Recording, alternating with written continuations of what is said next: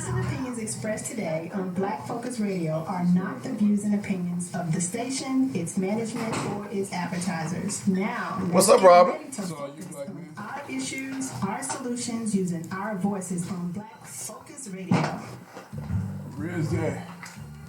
Welcome to Black Focus, the show designed with our community in mind, where we focus on our issues, developing our solutions, using our voices. Central Arkansas, surrounding areas, and the nation. Get ready. Black Focus starts right now. There you go. Lines open at 855-525-5683. So here's your host, David W. Coleman, and...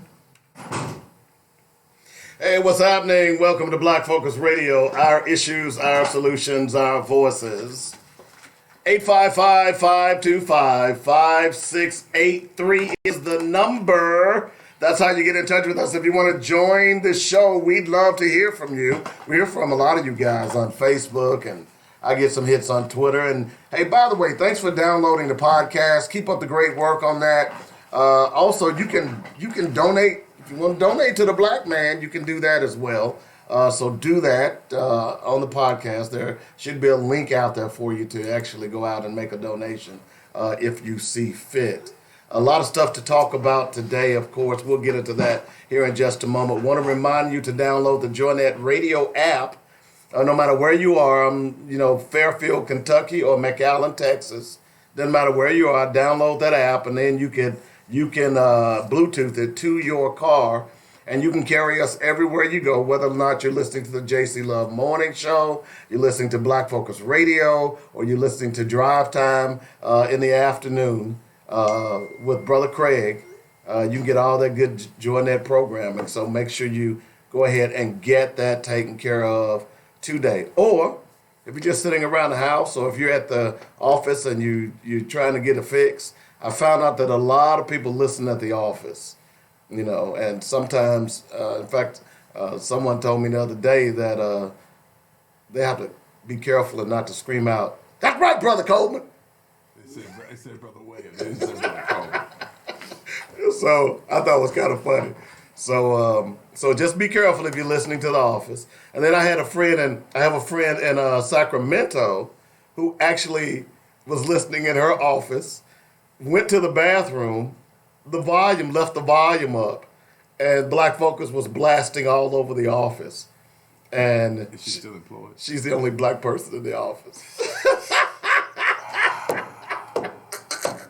So, Rhonda, I appreciate you, love. I love you. And so nobody walked up and said, "Girl." Keep dropping that knowledge.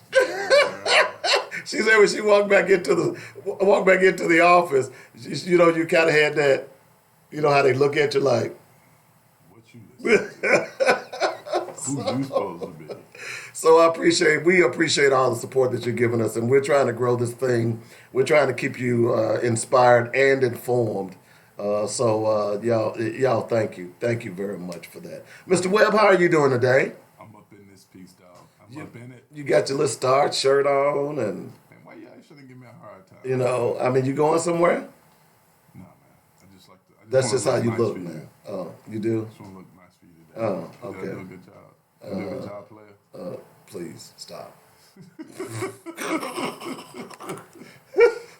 a good job, player. That's with the A. I won't be answering that question. That's with the A, player. I'm sorry. Just stop, please. Don't. No. Sorry, bro. No. I ain't hater. I All right, hater. Hate on. I'm just saying, dog. All right, hater. Hate on. 855-525-5683. Don't forget. Today on the show, Dr. Michael Semango will be here at 1, along with Patrick Oliver. So we're looking forward to meeting and greeting him. He's here for the Dr. King celebrations. Speaking of which, I've got tickets that I want to give away. Hey, Tanya, how you doing? You need some tickets? If you want to go to, let's see, this is the inaugural class and edutainment salute. It's Saturday, January 18th from 10 to 1 at the Mosaic Templars Cultural Center. Sponsor VIP seating. Woohoo! So we're going to give away, we've got 6 tickets here, and we'll give away 2 of them. We'll give away all 6 of them, but we'll give them away in sets. So, Robert, I need you to try to figure out what we need to do to give away these tickets. Okay?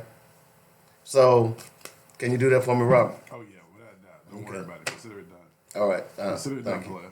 Also, we'll be talking about Bloomberg was on, what's that show in the mornings that they have with all the women that Whoopi Goldberg is on? The View. He says when he was mayor of New York, he was trying to help black people by instituting stop and frisk.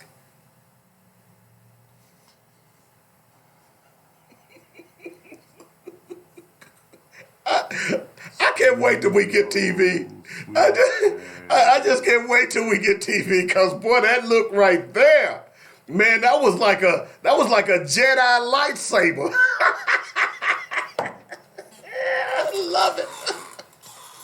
So we're gonna talk about that today because if you're voting for this fool, then you need another hole in your head.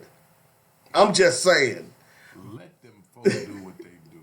By the way, Patrick Mahomes, he might be a dynamic quarterback, but he's a George Zimmerman supporter. Who?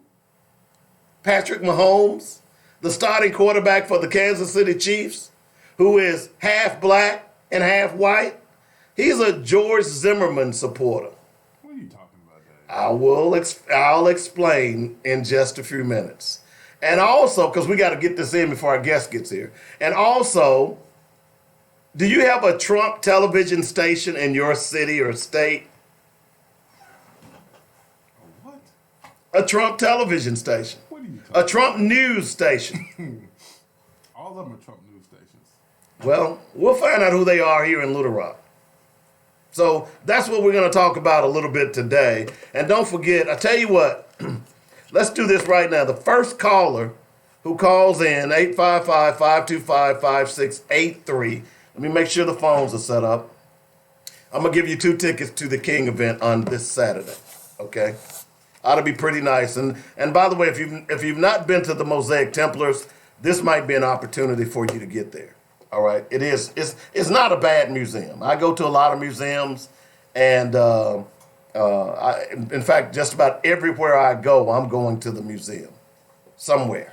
So looking forward to that.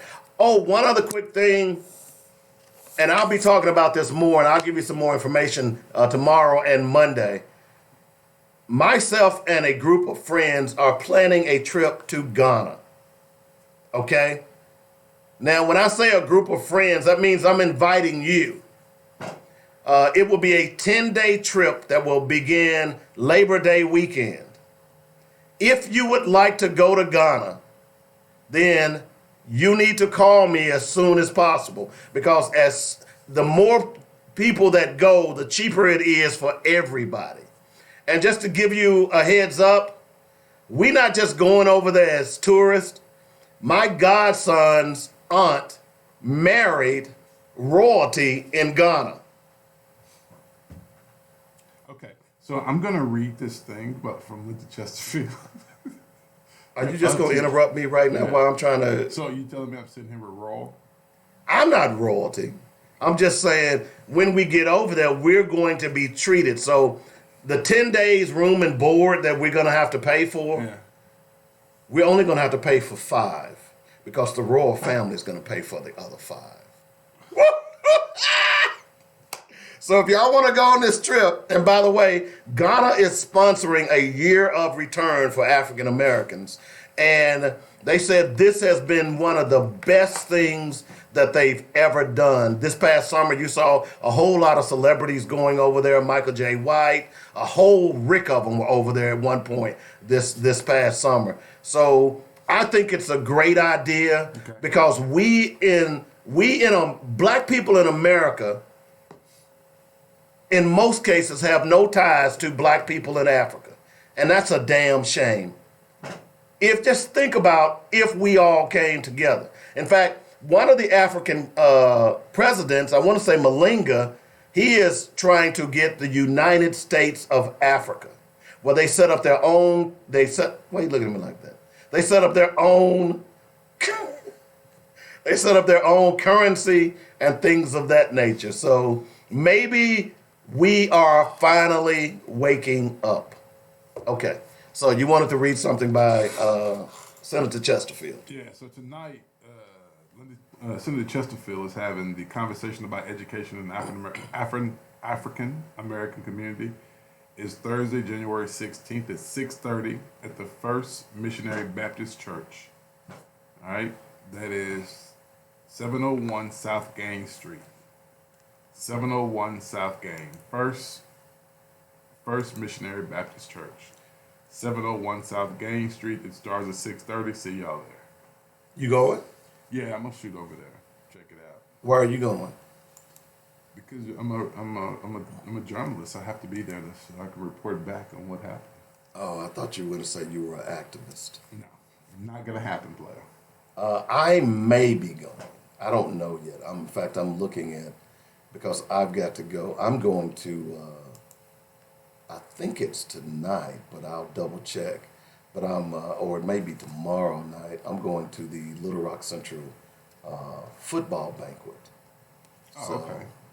I believe it's tonight, but I'll double check. And don't forget one more announcement, one more church announcement.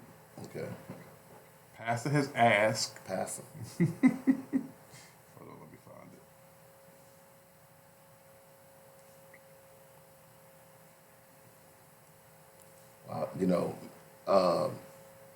Brother Webb, I need you to be prepared with your announcements when you get up here to the podium. Can I give you something special tonight?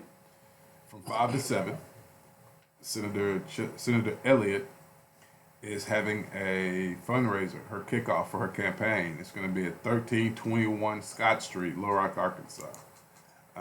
Contributions are encouraged. Okay. And she's actually making the announcement in the rotunda today, right? Yep, but she's having her kickoff tonight, so y'all come out and support Senator E. Okay. I hope you all will govern yourselves accordingly. You're sick. Be right. Be right. Okay. All right. So, where do you want to start? You pick it, man. You roll out. We ain't got much time. We only got 27 minutes. Right? All right. So let me see what county this is in.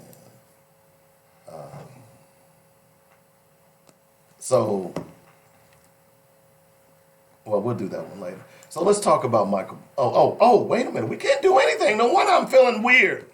Come on.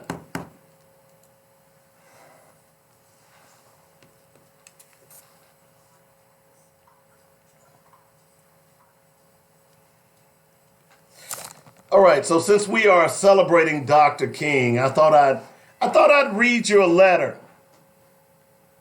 Most of the time, people like to read from letters from the Birmingham jail. I thought I'd read this one.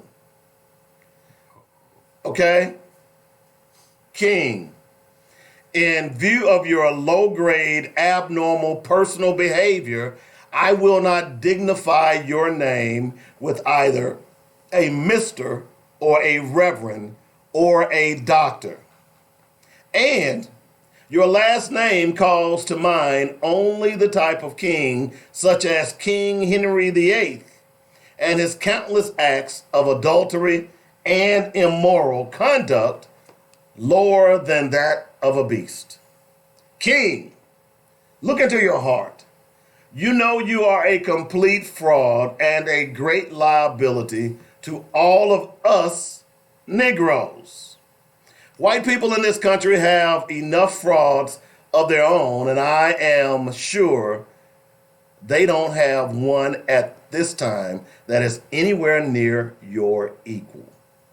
You are no clergyman, and you know it. I repeat, you are a colossal fraud and an evil, vicious one at that. You could not believe in God and act as you do. Clearly, you don't believe in any personal moral principles. King, like all frauds, your end is approaching. You could have been our greatest leader. You, even at the early age of, even at the early age, have turned out to be not a leader, but a dissolute, abnormal, moral imbecile. We will now have to depend on our older leaders like Wilkins, a man of character, and thank God we have others like him. But you are done. Your honorary degrees, your Nobel Prize, what a grim farce, and other rewards will not save you. King, I repeat, you are done. No person can overcome facts. Not even a fraud like yourself. Lend your sexuality psychotic ear to the enclosure. You will find yourself and in all your dirt, filth, evil, and moronic talk exposed on the record for all time. I repeat, no person can argue successfully against facts.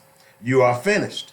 You will find on the record for all time your filthy, dirty, evil companions, male and females, giving expression with you and your hideous abnormalities. And some of them to pretend to be ministers of the gospel. Satan could not do more. What incredible evilness. It is all there on the record. Your sexual orgies. Listen to yourself, you filthy, abnormal animal. You are on the record. You have been on the record. All your adulterous acts, your sexual orgies extending far into the past. This one is but a tiny sample. You will understand this, yes, from your various evil playmates on the East Coast and others on the West Coast and outside the country. You are on the record. King, you are done. The American public, the church organizations that have been helping Protestant, Catholic, and Jews will know you for what you are, an evil, abnormal beast. So will others who have backed you. You are done. King, there is only one thing left for you to do. You know what it is. You have just 34 days in which to do this. Exact number has been selected for a specific reason. It has definite practical significance. You are done. There is but one way out for you. You better take it before your filthy, abnormal, fraudulent self is bared to the nation. Who wrote that? Hoover. Yeah, close. The FBI. That's one of the many letters that Dr. King got from the FBI. Okay? So the reason I'm reading that is the fact that you all are commemorating Dr. King, but many of y'all also are thinking that the government can save you. This is your government. I didn't say was. I said is.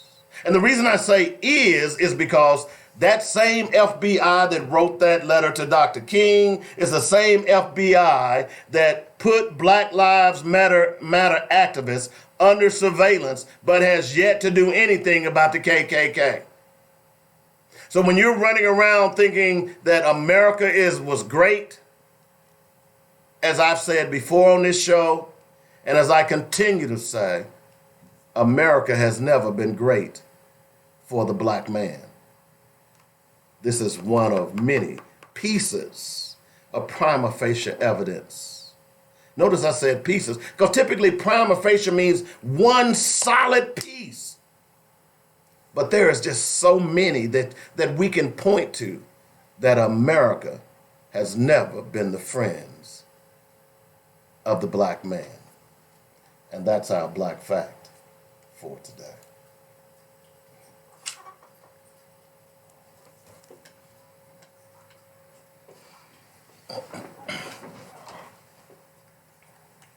And if you would like to sponsor Dynamic Black Facts, give me a call at 615-554-0568. And we'll hook you up with a great package. I think you'll like it. It's inexpensive, and it will certainly get the word out about what your business is doing. Did you like that, Robert? It's pretty good, man. Have you ever heard that? Yeah, I have. By the way, they also sent letters to Coretta Scott King. They also sent fake recordings to Coretta Scott King with women moaning in the background as to suggest that was Dr. King with another woman. All of those things were done by your FBI.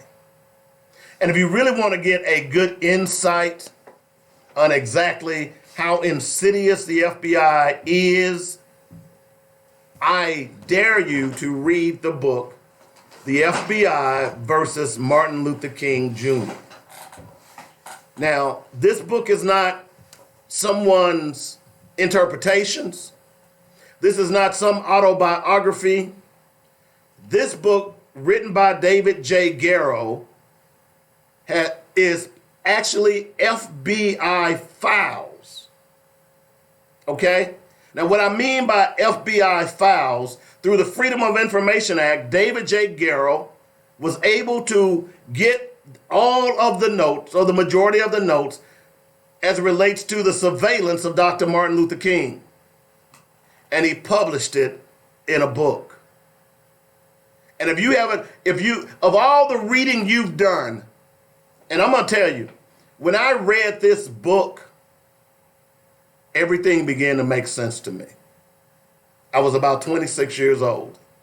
And when I read this book, I too were like many of you that, I love me some America. Everybody can get what they want to get. And then I read the FBI versus Martin Luther King. And if they would do that to Dr. King, what the hell will they do to us? So I implore you to read that book. And by the way, it also talks about Vasco Smith and Maxine Smith. Maxine Smith was the executive director of the NAACP. And both she and her husband resided in Memphis. I was good friends with Vasco until I read this book. Wow. Because they were trying to find out where Dr. King was staying. Mm-hmm. They didn't know. So why are you disappointed in them? No, I'm not saying Vasco Smith and Maxine. Oh, you're not disappointed in Vasco Smith? Listen. The enemy was trying to find out where Dr. King was staying. Mm-hmm. So why are you disappointed in him? The FBI notes suggest That he did what? that Vasco Smith and Maxine Smith told where he was staying. Did you know that? I'm just saying. Anyway. There you go. And it boggled my mind how she could have been she was the executive secretary for the NAACP. Just because you look like us don't mean you one of us. I'm just saying, dude, that when I read that book and I had just moved to Memphis, I had just began to get politically active in Memphis, spent a lot of time with Vasco and Maxine, went to a lot of meetings with them, and then I read the FBI versus Martin Luther King Jr., and I couldn't look at them the same anymore. Now, I don't know if the notes certainly suggest. Now, these are FBI notes. Now, we have to understand as well that the FBI very well could have faked those notes, but I don't think these were fake notes. I think these were in the file that David J. Garrow was able to get. So, history is a mug, man. It's a mug. History's a beast, man. I'm going to tell you. So, Anyway, 855-525-5683. I want to give away some of these tickets. So call me up if you want to. If you now look, don't call up if I don't give away these tickets today on the show, then I'll take them and give them away to some other people. Yeah. Okay, so I want to give them to you all. I did that. I got invited to, what was the thing this past summer or early fall where they were eating downtown at some fish fry or something, and I had like 8 tickets, and everybody that I had invited to go couldn't go or something like that. So not to pat myself on the back, but it hit me like a ton of bricks. I went right over there on 7th Street and gave those tickets all 8 of those tickets away. Really? And those people were able to go down and get some food. That's what's up, Dave. You're a wonderful dude. So I'm okay. All right, 855-525-5683. Couple of things also. Okay, so I mentioned Patrick Mahomes, right? And typically, I usually try to reserve comments about sports on my sports show, if at all possible. But I stumbled upon this, and I was a little taken aback. And I see a lot of things and read a lot of things, and it's rare that I'm taken aback. My expectations of people are not that high, just based on the life that I've lived. Okay? I'm just being honest with you. So when I saw this story, I was stunned. Patrick Mahomes, I believe George Zimmerman is innocent.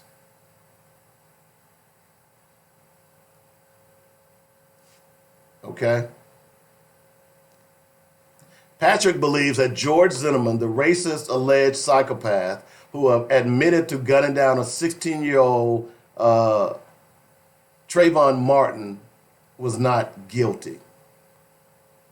According to Patrick, he supports George's not guilty verdict. The jury in the trial ignored mountains of evidence, including George's past racist behavior and his multiple previous threats, where he threatened to murder someone and then lied to the police, saying it was self-defense.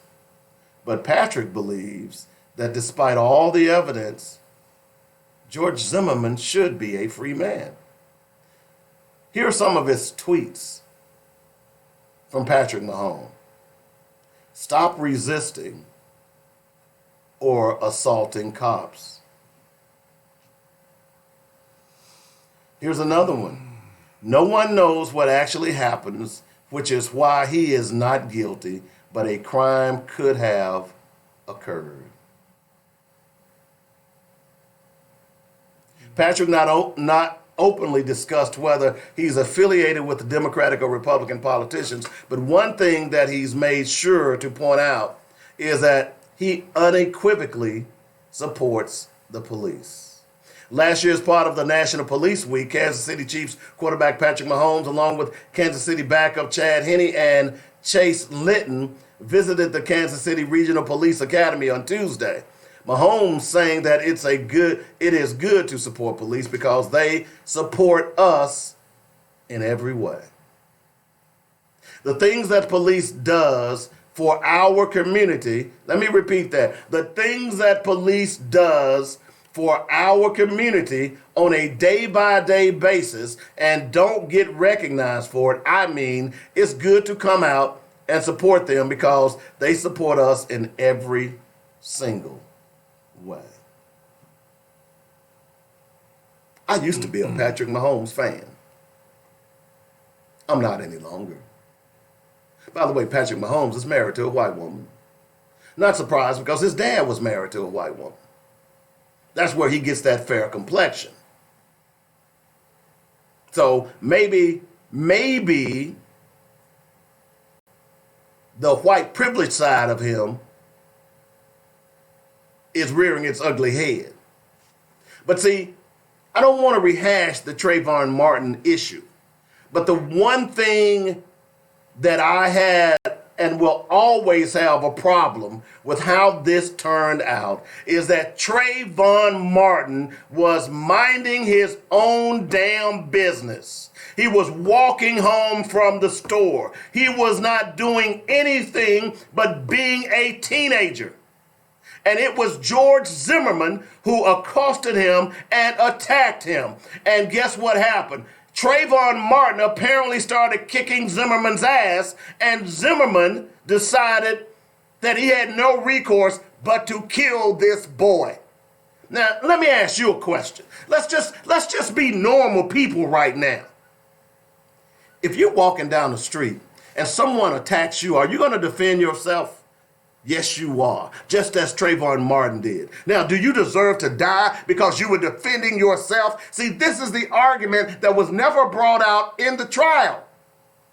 This is what I would have been arguing all along. It's like me driving down the street and saying, hey, look at that person over there. I'm going to go fight him.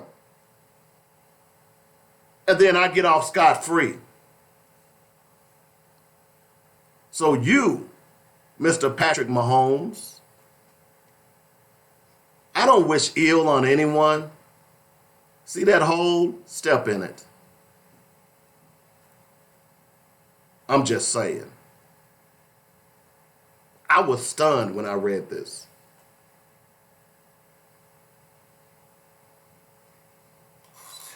Woo-saw, baby.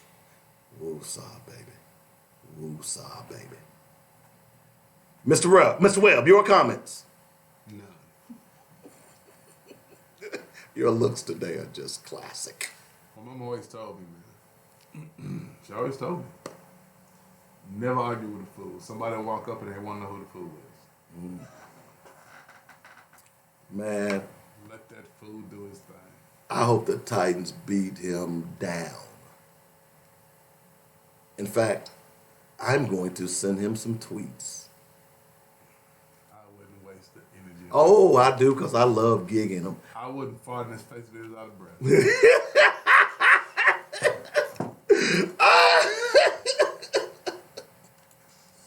I like that one. Is that a new one? Is that an original, or did you get that from? That sounds like one of them old.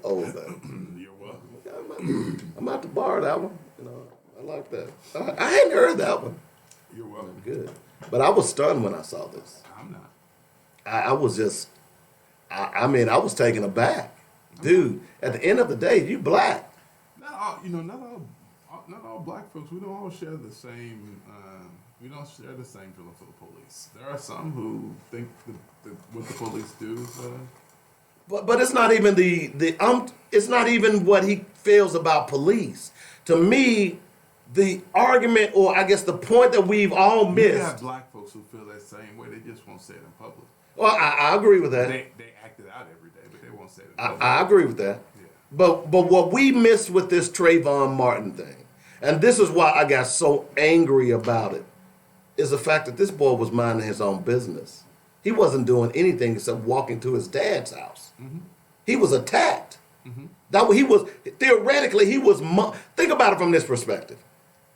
If someone is walking down Main Street right out there, mm-hmm.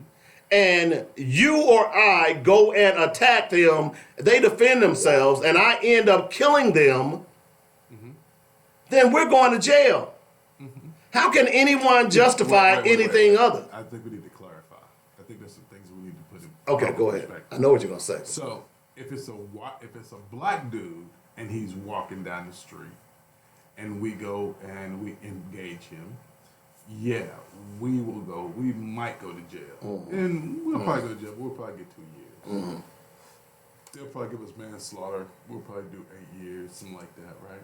But if it's a white man, however, then we'll probably end up getting 25 to life for the death penalty. Yeah. So okay, now please continue. Great points. I'm just saying, that's the point that people have missed with this Trayvon Martin situation. Is the one thing that as I watched the trial, I'm screaming at the TV because it was pretty clear that the fix was in, and I don't want to rehash this, but when you don't make that argument that here was a young boy who was minding his own business, mm-hmm.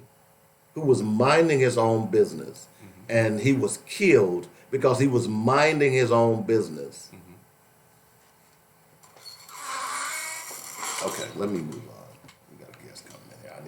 I need to be kind of, sedate. That would help, my friend. That would Now, I help. forgot, I know why you wore your suit today, too. Because of our guest. You want to make an impression. Yeah, they're going to be in studio. Yeah. Yeah, I'm proud of it. If they call on the phone, why would I have a suit on? Seriously. They're supposed to be in the studio, Oh. Okay. So I'm just saying. All right, cool. Okay. And who are they?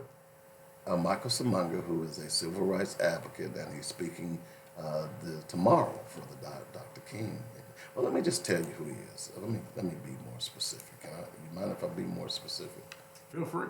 Okay. Bring Dr. Kukumanga in. See, why you gonna do that? What? Did I say it wrong? Did I say it wrong?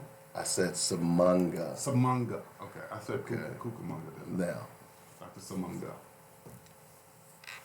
Little Rock Central National Historic Site, in partnership with Philander Smith College, announces public programs with motivational performer Stephen Ferguson and civil rights activist and educator Dr. Michael Samanga. Okay?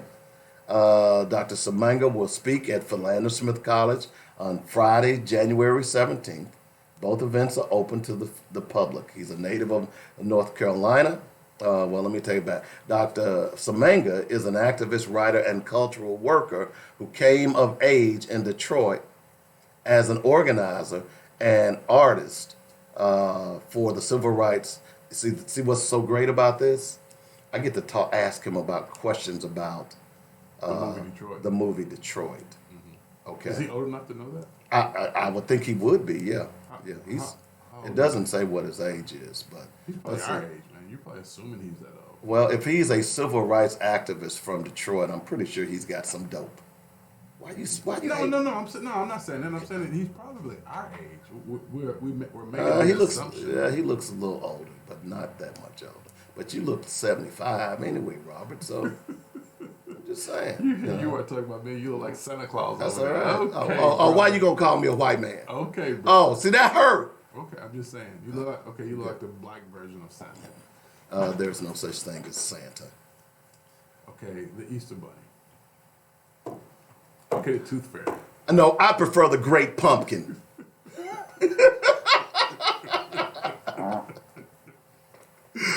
Stop with you, man. As a cultural worker, he is an advocate of art as an instrument of social justice and building and supporting community-based cultural institutions. He teaches in the Department of Africana Studies at Georgia State University and is the former executive director of the National Black Arts Festival and consultant with the Center for Civil and Human Rights. Dr. Samanga writes and lectures on African American politics, history, race and justice, human and civil rights, and the Black Power Black Arts movement.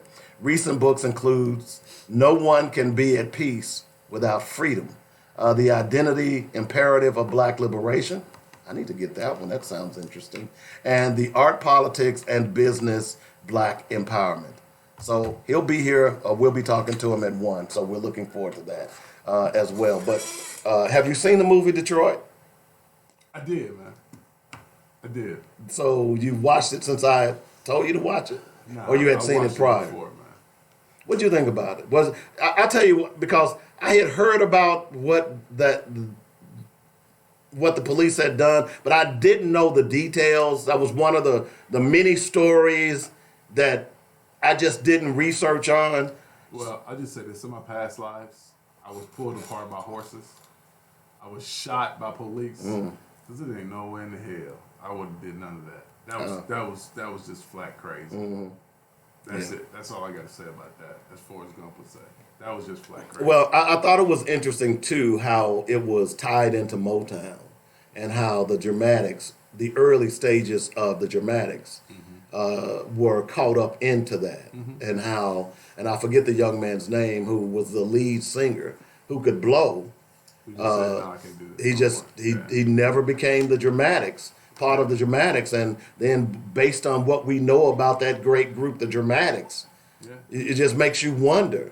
Yeah. And then Martha and the Vandells was caught up in that as well. You know, I mean, to me, man, when you start looking back at the music from the '60s, I mean, you know, Marvin Gaye's "What's Going On." Mm-hmm. I mean, I think that was epic. I mean, I think The best that is a album of all classic- time. That is a classic song.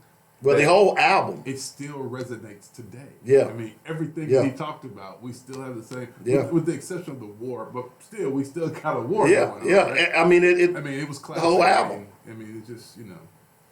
I'm sitting here as you brought it up. I'm humming the different songs in my head. It is just if you want one soundtrack, well, it's not a soundtrack. I'm calling it an album because that's what we grew up with. But I've got that particular album downloaded on all of my stuff when I'm traveling and when I'm really in that mood. Yeah. I hit that button. I got to listen to that album because every song on that album is just, I mean, unbelievable. When I'm in that mood, man, the song I play is "Letter to the President" by Tupac. That's the one I listen to. Yeah, you kind of violent though. That's the one I listen to. It's not a violent song. He just asked the question, "Dear Mr. President, That is a good song though. brothers need help. Where you at?" Right? Yeah. I mean, it's a great song. So Yeah. I love Marvin Gaye. But you know, just thinking about the '60s, man, I think that was a great time, and there was a lot that could have been done. And just to some degree, you know, I wish we had we hadn't lost some of those leaders, you know, Malcolm and Martin. I think we'd really saw some great strides. I think at some point, those guys would have understood. Well, even though Malcolm, I think, understood the importance of economic justice Long before Martin did. long before Martin did. But I don't think Martin. I don't think it was the fact that Dr. King didn't know. I think he thought that the easiest thing, because you know, whenever you're an advocate or you're advocating for something, you always look for the easiest lane, right? Because you want to get in the easiest lane. Because once you get in the easy lane, and once you make some headway, then it opens the door for you to do more, right? And so I think that was kind of the case with Dr. King, and I think sometimes we end up not giving him the due credit, because I think had they had the time, because if you go back and look back when they first started the movement, you had Dr. King who was doing his thing, but you also had James Farmer who was in Greensboro, South Carolina. He was trying to integrate cats into You had Snick, the factories you and had all that. Kwame But also Ture. you had my man Adam Morrison, and he was trying to integrate blacks into the entertainment industry by way of magazines, writers, photographers, that kind of thing. So I mean, they were trying to they had lined it out, right? I think if given the time, I think had Dr. King not died, they would have at some point gotten to the economic justice, because you had to find the easy way in. You go in talking about money, they shut you down. That's a wrap. We ain't having no damn conversation. Well, with the main impetus to the movement was the bus boycott, so they were already talking about money and understanding of money. But I don't think if you go in there talking about economic justice out the door, I think you get shut down. No, you don't go in talking about it. You implement what they did, what they should have done. Instead of having one boycott, they should have had boycotts everywhere. Yeah, but again, like I said, I think you had a plan of attack, right? So you figured it was easier to integrate, right? Because that was the law of the land, and once you get in there, then from there you expand. No, I don't think they had a legitimate plan of attack. You don't think so? Here's why. They may have thought but see, what they failed to understand was their enemy. Before you can actually attack your enemy, you have to understand them. Okay? You have to get into their minds. And I think they were too holy to really. There were certain groups like SNCC, like the Black Panthers, who understood, like you are today, being, hey, I believe in violence for equality. Okay? But the leaders of that group did not understand that those people were willing to do anything that they could to keep black people from equal justice. And it's easy now to sit back and look at it, but now when you sit and look at what was going on, it's pretty clear. That letter that I read from the FBI, Lyndon Baines Johnson, all of them, this was This was an underhanded means to keep you shut up, because they knew that if black people do really, or the biggest fear of whites today is black people organizing. Yeah. That's their biggest fear. You did build pyramids. You see what I'm saying? When there were no cranes. Exactly. So that's their biggest, for black people to understand who they really are. There's a reason why they don't teach black history in schools. There's a reason why North Carolina, just this past summer, the school board voted down teaching black history in schools. This morning, someone posted I don't know where it was from, but some book where it said, "Why did Africans come to America?" Do you know what the answer was? What? They came as indentured servants. Some folks might believe that, but that's what I'm saying. Not everybody black. We all don't agree. We're not monolithic, right? We're not monolithic. So I get that. I get that. Day. Well, and we all don't agree on stuff. So I'm cool with that. well, no, we don't all we don't all agree, and we shouldn't. But I just think, But there are some things that we should all agree on. Right. And they should be hard and fast truth, no matter what. right, and I just think that when you look at, and when I would talk to white people who were anti-king, if you don't give him any credit at all, here's the one thing that you should give him credit for. What's that? Because I laughed today with all these white folks talking about what they're going to do if Trump is turned out of office. Dr. King stopped the Civil War. He stopped one? Oh, yeah. Let me tell you why. Well, The Panthers weren't playing, bro. SNCC wasn't playing. You have to understand that those two groups, and there were other smaller, more radical groups that history has completely eliminated. right. So, but when you go back and you read history, you begin to realize that, there were a whole lot of folks that was for the bullet as opposed to this nonviolence thing. Yeah. And had it not been for Dr. King since preaching nonviolence, based on what I've read, based on just what people have talked about, I truly believe that blacks were going to take up arms. I believe that there was going to be blood in the streets, because at that time the Panthers had had enough. They had already marched on the Capitol in Sacramento with M16s. They had had enough. And that's the one thing that we don't talk about when we say, well, what are the contributions of Dr. King? I believe, just based on my study, that had it not been for him coming at the time that he did and people buying into his message, that there was going to be a whole lot of bloodshed in the street. A whole lot of bloodshed. That's what I'm thinking. So, anyway, 855-525-5683. But coming up here in a little bit, we're hoping to talk to Dr. Semanga about some of the things that are happening and what brings them to Little Rock. And certainly I want to talk a little bit about what's going on, his experiences thereof in Detroit. And by the way, if you have not seen that movie, it takes a movie. It's got to be very moving for me to pause the movie and pull up my computer and start doing research. And that's what I did. I knew the movie had been out, but the first time I watched it was 2 or 3 weeks ago. And the reason I ended up watching it, here's what I do when I watch shows now, is that if there is, I look for black faces. That's what I look for.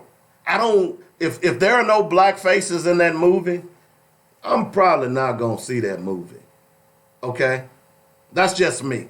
Because I've spent 58 years of my life watching movies with only white people. Now, I want black people. In this day and time, if you make a movie, You want black folks in your movie. look, if in this day and time you make a movie and there are no black people in your movie, dude, I ain't watching that mess. I'm just sorry. It's kind of like Steven Spielberg early on when he created Star Wars. People were asked, are you saying there are no black folks in the future? The one thing I loved about Battlestar Galactica, there were black folks in that series. So, anyway, 855-525-5683. 5683. But I advise you, please go out and read that. Check out that movie. I think you'll find it pretty interesting. We also talked a little bit about swatting. Do you know what swatting is, Robert? What, flies? You just Swat flies? see. I go through hell trying to put together a good show and be informative, and you just sit here and you don't even listen to what I you say. got, black man? How many times have we talked about swatting? What are we swatting? It's flies? Mosquitoes? Help me, baby. White Jewish.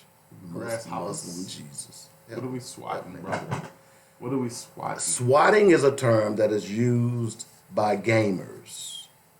Okay? Gamers. And gamers would be... People that play games on the internet, like Xbox, PlayStation, things of that Oh, nature. to my kids, okay. That, well, adults too. I play those games as well. Okay. I love me some war games. You like war games? Cause man, when I get upset, I'd come home and I'd just snipe and shoot people in the head. That's what I do. Okay. But what I'm saying is that swatting is the new thing, and it's been going on for a while, where people will look at, see, every computer, believe it or not, on the internet has an address. Okay? Every computer has an address. You understand that, right? Okay. Like your house. Okay, Dave. It's called an IP address. Now, I'm not going to nerd out on you because you know I love nerding out any chance I get. All right? But that IP address can be identified and I can pinpoint where you are. Okay? Okay. So what is going on here is that it started whereas that internet gaming used to be a big thing where people would actually bet money.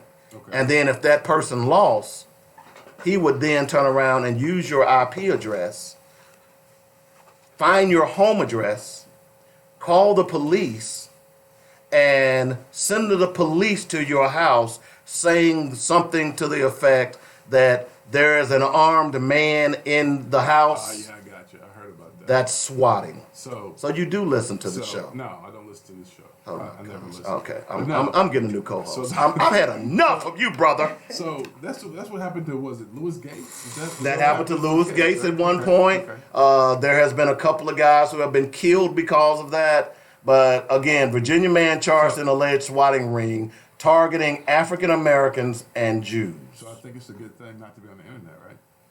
Okay, don't get on the internet, Robert. Just take it there, okay? I'm just saying. Just take I'm it just there, saying. I mean, okay? I'm You just- can I got you enough can- ways I can die. I you- don't need the internet to kill you me. can go back to smoke signals. I mean, seriously, there's enough ways I can die. Oh, already. that's right. You I can can't die of drive, smoke inhalation. I can't eat. I can't sleep. I can't do a damn thing. I ain't tell my kids to get on the internet. I'm done, man. I'm out of here, dude. Just call me tomorrow, man. I can't believe this, man. I mean, seriously. I mean, what can a black man do in America, man? What can I do? I can't even go in the bank. What can I do? I can't even go to the grocery store McCain. They didn't close the side door for black folk. White folk come in the side door, but black folk can't. What can I do? I forgot about that. What can I do? That's because y'all. Well, you know Walmart is. Hey, man, I just got one thing to say. When people steal, usually they hungry. Yeah. Or they trying to feed something, be they drug habit, whatever it is, but they hungry. Yeah. People just don't steal. You know what? I think I'm gonna go steal today. I feel like stealing. Let's just go to Kroger and steal some food. What are we gonna do with it? I don't know. Maybe eat it. That's kind of progressive. No, we ain't gonna eat it. We gonna sell it. We're gonna sell it. Still, somebody did it. Jeez. Jesus. And then I saw somebody post on Facebook. Let me tell you what made me laugh. Somebody posted on Facebook, I can't believe you would go to Kroger and steal. Where else would you go? Where else would you go steal if you're hungry? To the police station. Hey, like you go to McDonald's. Hey, y'all, when y'all go on break, let me get two of them. Some fries. Can y'all put some fries up? Can y'all adjust some fries? I'll bring them up. I mean, that's crazy. Can I get a cheeseburger with no onions? Yeah. All right, we're acting a nut here, but they make very good points. We've got Dr. Samanga sitting in studio. He's probably like, these guys. He's probably like, well, I done walked into What has Patrick sent me to? These guys is crazy. But we're going to talk to him in just a moment. We got to take the top of the hour break. I'm sure you're going to enjoy this. See if I can sell some of my food stamps right quick. Before you get back, before you leave. See if I can sell him some. I need food stamps. I can't. You got some money? I only got $300 left. Is that all? Yeah. Because Trump probably going to cut them. So I got to go. They already been cut, bro. They've been cut. You know. Anyway, we're going to take the top of the hour break. You listen to Black Focus Radio, our issues, our solutions, our voices. I still have these tickets to give away. You want 2 of them, let me know, or I'm going to give them away to my cousin them. We'll be back in a moment. We're taking them to Kroger. We're going to the side, though, with white folks. Okay, we're back. Leave them alone. Okay, my bad. I love Kroger, by the way. You don't like white people, though, do you? I love white people. They're my favorite kind of people. What do you mean, kind of people? They're my favorite kind of people. I love white people. All right. I love them. All right. We're taking a break before you dig a hole. I love my white friends. Okay. You sure? Don said I had a white friend. Don sat in this studio and said, "I'm Don Wood. I'm Robert Webb's friend," and he said, "I'm white." Thank you. Thank you very much. I do have white friends, so yes, thank you. We're in the break. Okay, go ahead. Let's turn my mic off. So what did you give us? No. Dr. Samaga. Black humor is a part of Hey, how you doing, my brother? Thank you for joining. Thank you. Think you'll enjoy the show. How you doing? Good to see you again. I know what you're thinking. Advertising. I'm glad you thought about us. Bringing Dr. Samaga You down might here. not know about the movie Detroit. You might not know about none of that stuff that happened in Detroit. I told Dad you wasn't no old cat like that. Aren't you from Detroit? I told Dad you wasn't no old cat like that. I told you, man. I'm 58. He's 66 in March. There you go. He looks good. This is how you're supposed to look. There you go. There you go. This is how you're supposed to look when you get older. There you So go. yes, I was a teenager. Yeah. So we're going to talk a little bit about that today. I watched the movie for the first time last week and then went back and did research. I had heard about it. But I think what fascinated me more than anything, I had no idea that Martha and the Vandals and the Dramatics had gotten caught up in that. And that's what really drew me in. Because me growing up a huge Dramatics fan, and then coming to find out that one of the originals, ended up never being a Dramatic. So we'll talk. What are the tickets for? These tickets are for the inaugural class and edutainment salute. That's Saturday from 10 to 1 at the Mosaic Templars. You want to? Okay. She's straight. She don't go. I'm gonna cook for my staff Mm-hmm. for the holidays, so get a big old pan of now pudding from scratch and some red beans and rice and jambalaya. So I'm gonna take that. That's right, you're a Cajun lady. I forgot about Probably that. come by because I should check that out. Make sure. One of my favorite cookbooks is Paul Prudhomme's Cajun Cooking. I was a Cajun chef at a seafood restaurant for about 4 years. So if you need someone to come by and sample your wares, and making sure that you're getting that roux black the way it's supposed to be. So I know about all that stuff. In fact, I was thinking about making some red beans and rice this weekend. Yeah, that's what my granddaughter came in. Yeah. I want the red beans and rice. Yeah. So what do you buy your underwheat? Do you use underwheat sausage or what do you use? Not in my red beans and rice. You don't? Actually, I make it without meat. Oh, okay. Then I put meat on the side if they want meat. Okay. And I marinate my beans first. Because you know how they peel the red beans? Yeah. A lot of people don't know about them red beans. Yeah, I marinate them. And Yeah. then you cook them like within an hour after they're done. Yeah, we're going to play a little dinner. The views and opinions expressed today on Black What time should I be there again? I Focus didn't hear you give us the time and the location. But Radio we'll be there. or its advertisers. We'll be there. It's ready to focus on Yeah, that's what we Yeah. All kinds of people show up. Everybody show up. Black Focus Radio. In fact, for Thanksgiving, I did a jerk turkey. I make my own. Well, I think I told you I make my own seasonings and stuff. So. Yeah, and I love just the turkey skin. I Yeah. love the turkey skin. Yeah, it was great. I love it. Yeah, I gotta get to it. I smoked a 15-pound turkey. I had, a lot of folks over. You know, so they always show up at Thanksgiving at our place, and, you know, because I like to cook. So, all right, here we go.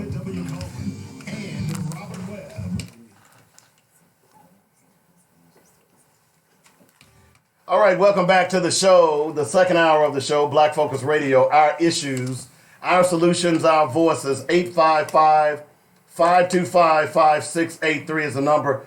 That's how you get in touch with us if you want to join the show. But don't call, because I'm not going to answer the phone right now, because we've got a special guest in the studio. And I want to first thank Patrick Oliver, a very dear friend of mine who set this up. Patrick always calls me and says, "Hey, Dave, can I get so-and-so on your show?" And I always say, "Okay, Patrick." You know, but Patrick's cool. Patrick does a lot of great things around the country. He goes between Chicago, Dallas, and here in Little Rock. Former graduate of the only high school in the state of Arkansas, Little Rock Central. So I want to thank Patrick for setting this up for us and coming to the mic right now. We've got Dr. Michael Semanga, and I read you a little bit of his bio earlier in the show, so I won't bore you with that anymore. But first of all, Dr. Semanga, welcome to the show. Thank you for having me. We are thrilled to have you. First and foremost, why don't you tell our audience a little bit about yourself? Grew up in Detroit during the era of civil rights and black power, and was very affected by that as a young person, eventually working in an auto factory like most of the black population in Detroit. Lost my job to automation. I was a welder. Robots replaced me. So I moved to Atlanta, and I've been there 40 years. And during that time, I remained active as I was in Detroit in various social justice issues. In my 40s, I decided to go to college. Got an graduate degree, and then went to graduate school and got a PhD in my 50s. So I started teaching after that. Been very engaged in the arts. I believe that art is a critical part of the struggle for black liberation, black freedom. So I've always worked in that area, both as an artist, but also as a producer and an arts administrator to promote the work of black artists. One from around this way, a brother named Najee Dorsey, who started, I was running an art center, and he had just moved to Atlanta, saw the sign off the freeway and came in, and we met, and we've been talking ever since. And his really great website, blackartinamerica.com. Najee, I just gave you a plug. Yeah, always good. Yeah. So that's kind of, I teach at Morehouse College now. I formerly taught at Georgia State. I teach African American Studies. And also am the director of the King Specialization in the graduate school at the Union Institute of University. Wow. Lived in Atlanta for about a year and a half. Then I left for love, and I regret it ever since. But no, I'm just kidding. I had the privilege of being in Atlanta the first year that they celebrated. Well, let me take that back, because Atlanta has been having a parade for Dr. King for long before the nation even thought about it. Right. But I had the privilege of being there on that day, that first, when it became official. I was there the year before, and the official year that they started, the holiday for Dr. King. And I'll tell you, Atlanta was one of those cities at the time that when I first moved there, it made me feel like a black man. You know what I'm saying? Yes. Can you expound on that a little bit? Well, I've only lived in two cities, and both of them were very black cities. Detroit, at one point was 80% black. Elected his first black mayor in 1973. Same year, Atlanta elected his first black mayor. Yeah. Mayor Jackson and Coleman Young. Yeah. And I think part of the allure of both of those cities is that black people don't feel limitations in terms of what their aspirations should be. The Atlanta University Center produces all kinds of scholars, doctors, researchers, teachers, engineers. There's a large black middle class in Atlanta. There's a large black middle class in Detroit. So I think when you go to cities like that, especially Atlanta, because it's in the South, which is different than almost any other city in the South, there's a sense of opportunity. There's also a sense of pride in the accomplishments that black people have earned, and it's kind of permeates the culture of the city. Now, as I'm saying that, though, there's an intense struggle in Atlanta right now over gentrification, where black communities are being pushed out to the suburbs like they have in many other cities. And so we'll see where that goes, because how that will affect the culture that we know as kind of Atlanta culture. Yeah, Little Five Points was one of my favorite hangouts in that area. Of course, I lived in Decatur for a long time as well. So I certainly understand as I sit here and think about the geography of Atlanta. And yeah, I've got a lot of friends who are still there now. Let's talk a little bit, and we were talking before we got on the air. And we've got this entire hour, so anywhere we want to go, we can go here today. And I want to let you know that you can. This show is about us. Okay. So anything you need to say, anything you want to talk about, we're open. This is a black-owned radio station, so we talk about us, and we're proud. We unabashedly are black on this station. Only so place you can be black for 2 hours and not go to prison. You free for 2 hours, right? We'll create a new thing. Black So, on the radio. Black on the radio, you free. So I got to watch the movie Detroit for the first time, and I know there was part of the reason I didn't watch it was because there was a lot of controversy about its production, and I tend to listen to black voices when things like that occur, but I'm one of those people now in my age where I don't watch a lot of TV, I watch a lot of documentaries and things of that nature. But when I watch a movie, I'm looking for black faces. So I just happened that particular day that I had watched all the movies that I wanted to watch that had black faces. And I had started Detroit. And when I first started it, I got frustrated and I turned it off. And it kept popping up on things I had watched. So I said, okay, I'm going to go ahead and watch this. And I tell people all the time that, learning, you never get too old to learn. And as much as I've known and studied about black issues, black civil rights, things of that nature, and knew about what had happened in Detroit, there were some intricacies that came out that when it gets to a point where I pause the movie and I get on the internet and I started doing research because I was sitting there saying, no, this couldn't have happened. No, this couldn't have happened. You, being a native of Detroit, you told us that you were a teenager at the time. Can you talk a little bit about the effects of what happened to the police, and how you all moved forward? Because it was horrific, just to say the least. Yes, Detroit during that time was the most volatile and largest urban rebellion, still is to this day.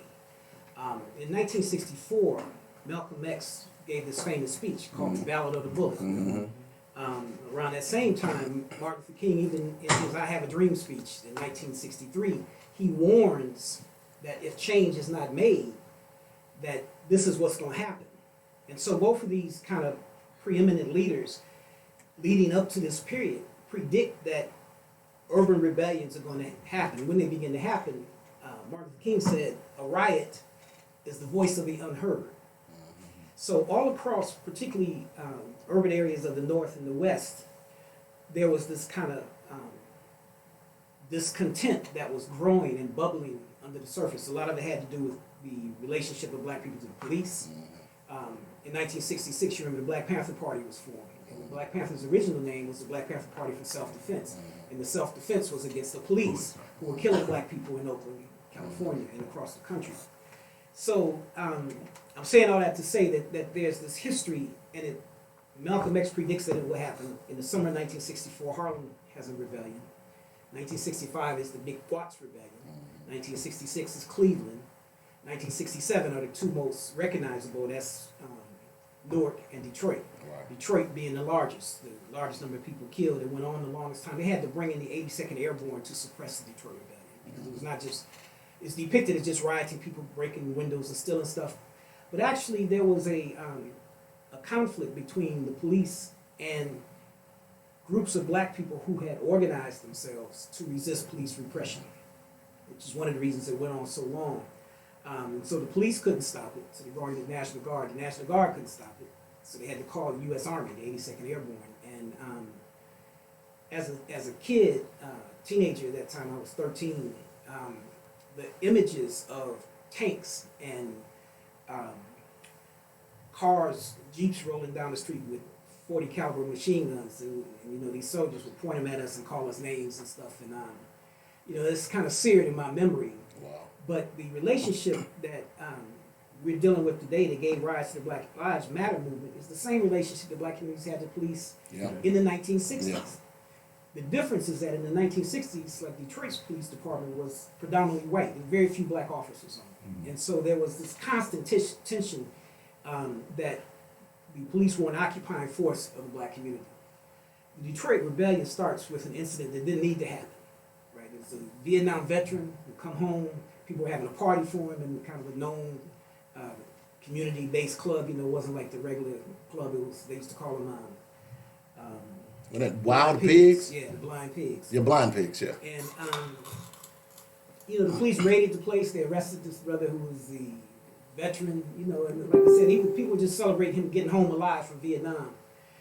And it was a moment where people just tired of it. They were like, no, we're not, you know, it's not going down like it usually does. You're not just going to take us off. Right. And, you know, do whatever you do to us and throw us in jail. And so this conflict ensued on 12th Street, which was later named Rosa Parks Boulevard.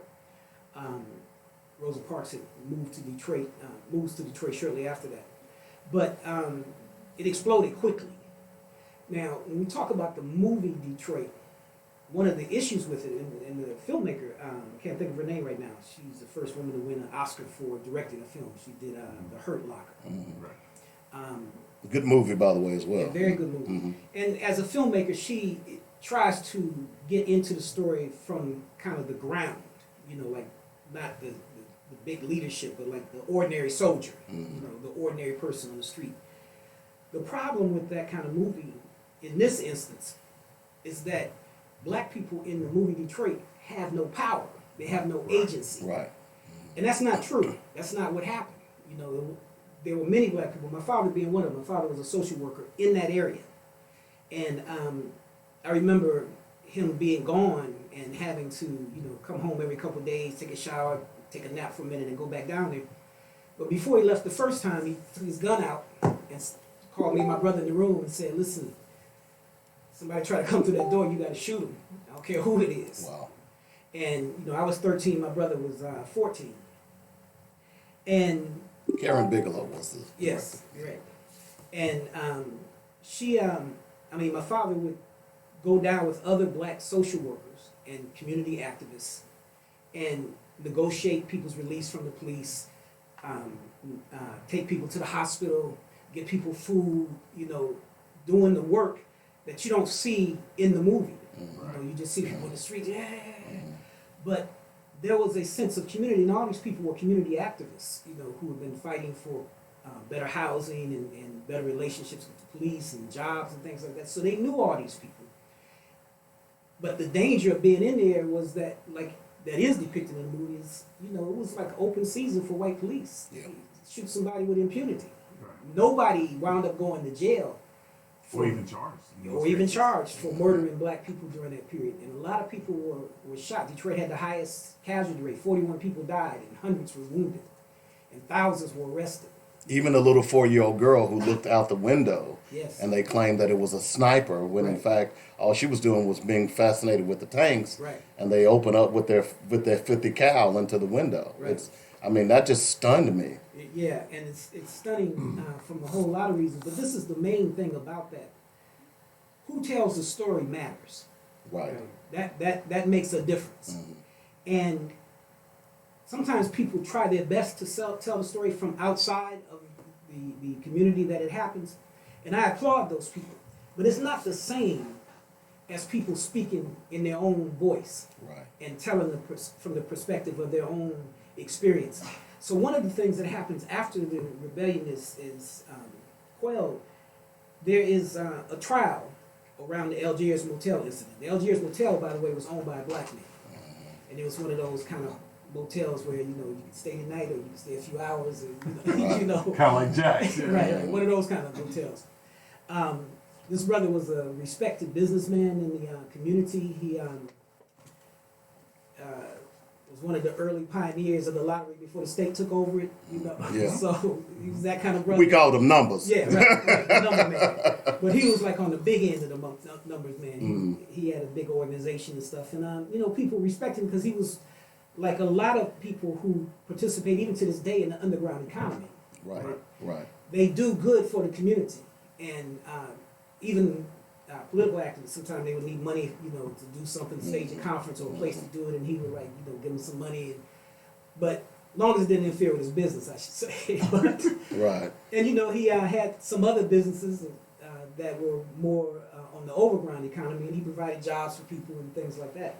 So when the incident took place, he was trying to intervene. That look, these people in here, they're safe. Leave them alone. And they weren't having it. The police, basically, as the kids say, they were wild. They were just like, you have no law right now, and what's somebody gonna say to you? These people out in the street, and I feel endangered and that kind of thing.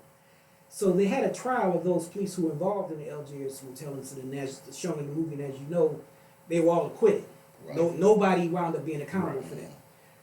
But this is what I mean by black people not having any agency in that film, because the community organized what was called a community tribunal and tried those same people. And there's no mention of that in the film. No. But why not, though? Why do you think they didn't? Well, I think it's the history of this country that suppresses the voice of Nat Turner, right? The voice of Malcolm X. If the community didn't keep Malcolm X alive, he would disappear in history. Right? Because he doesn't there's no Malcolm X Day that the federal government responds to. The king that is promoted is not the king that we really know. King was a radical disruptor, I'm willing to go to jail. We're going to stop your city, Yeah, we're shutting you down. We're shutting you down until you negotiate and treat our people right. But that's not the king that we get. We get the whitewashed king. Yes, that's exactly the word for it. Right, the whitewashed king. That we get the end of the I have a dream speech. We don't get the whole thing. Right. We don't get the part he's talking about reparations. When he says, you wrote us a bad check and we're here to collect. That's a reparations demand. You should pay us what you owe us. And that's why we're here in Washington, D.C. You never heard anybody interpret it like that. No, right? but you never hear anybody talk about it. Not even our black leaders who oftentimes reference Dr. King never talk about him. We talk about, before he was killed, he talked about, I believe that I've sent my people into a burning house. We never hear. We allow them to sanitize our leaders as opposed to allowing us to say who they really are. But I'm sorry. No, please go ahead. This is what I tell students, because when I'm teaching African American Studies class, a lot of black students have never had a class like that, never had a class dedicated to the experience and history of black people in public school. And basic things that they don't know, and their question is always, why don't we know this? Why didn't they teach you this? And my question to them is, why would they teach you this? If they teach you this, you will act like that.